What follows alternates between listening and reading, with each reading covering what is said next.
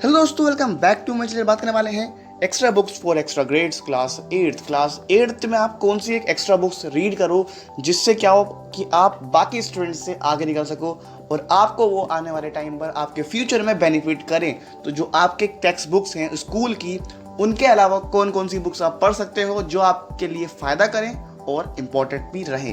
तो पहली टिप आपके लिए ये रहेगी कि आप सबसे पहले जो आपके स्कूल की टेक्स्ट बुक्स हैं यानी कि एनसीईआरटीज़ हैं उनको कंप्लीट कर लीजिए, वही सबसे ज़्यादा इंपॉर्टेंट हैं।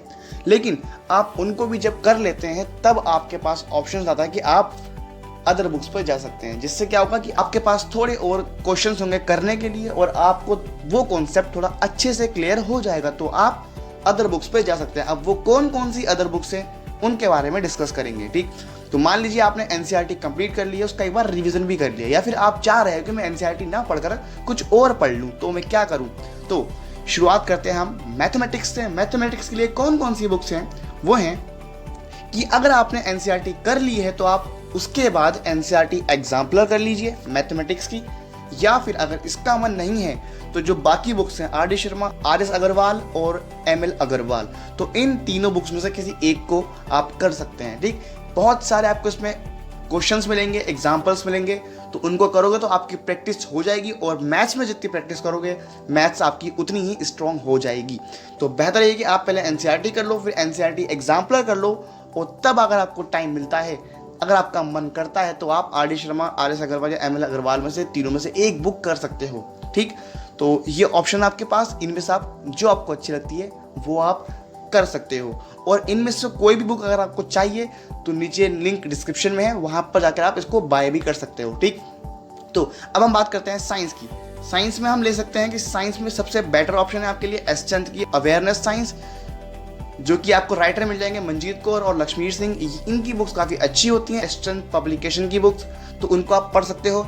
या फिर आप अरिहंत पब्लिकेशन की बुक्स पढ़ सकते हो, ये भी काफ़ी अच्छी होती हैं।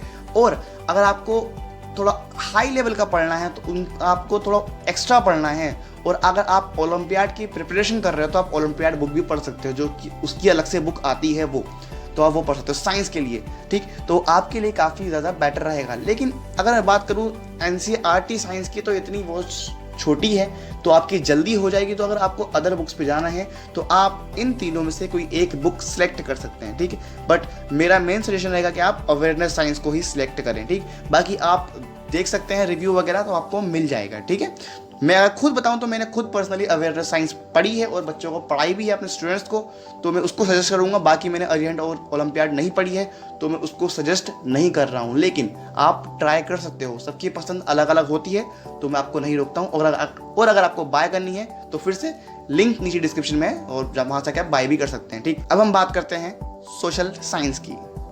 सोशल साइंस में आपके पास दो ऑप्शन है, एक है फुल मार्क्स गाइड जो सोशल साइंस की आती है क्लास 8th के लिए, और दूसरी है रचना सागर टुगेदर जो आप सोशल साइंस की बुक ले सकते हैं।